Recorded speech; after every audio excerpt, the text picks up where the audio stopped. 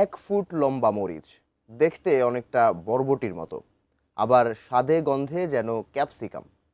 চীনের নাগরিক শেন জিয়েন গাজীপুরের শ্রীপুরের মাটিতে চাষ করেছেন বিশেষ জাতের মরিচ চাপাই কোপাই। শ্রীপুর প্রতিনিধি শিহাব খানের পাঠানো তথ্য ও ছবিতে ডেস্ক রিপোর্ট। শ্রীপুরের গোসিঙ্গা ইউনিয়নের হায়াত খারচালা গ্রামে চোখে পড়বে সারিবদ্ধ গাছে ঝুলছে 10 থেকে 12 ইঞ্চি লম্বা মরিচ। 你没孟加拉来，我跟你说，你们孟加拉也能够吃上我们中国的菜。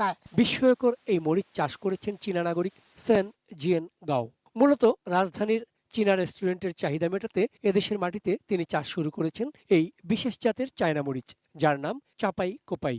ঝাল কম এবং ক্যাপসিকামের সুগন্ধ থাকায় যা খাবারে আনে চমৎকার স্বাদ। যত্ন আত্মিতে পরীক্ষামূলক চাষে সাফল্য মেলে। এখন 3 বিঘা জমিতে বাণিজ্যিক আবাদ করছেন সেনজিয়েন ও তার সহযোগীরা। চাইনিজ খাবারের যেই অভাব চাহিদাটা এটা তারা বাংলাদেশ থেকে পাচ্ছে না, নিজেরাই চাইনিজ খাবার উৎপাদন করে নিজেরাই আমাদের দেশের মানুষকে খাওয়াবার। এখন তো রেগুলারই খাই, এখন তো আর বাজার থেকে মরিচ কিনে আনি না, রেগুলারই খাই, ভালোই লাগে আমার কাছে। চীনা নাগরিকের এই 1 ফুট মরিচ দেখতে আশপাশের কৃষক ও সাধারণ মানুষের আগ্রহ প্রচুর।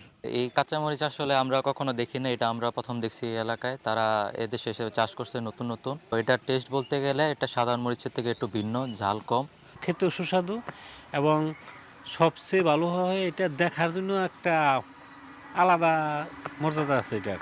কৃষি বিভাগ বলছে বাংলাদেশের আবহাওয়া চাপাই কোপাই মরিচ চাষের জন্য বেশ উপযোগী। পোকা দমনে প্রয়োজনীয় কারিগরি সহযোগিতা দেওয়া হচ্ছে উদ্যোক্তাকে।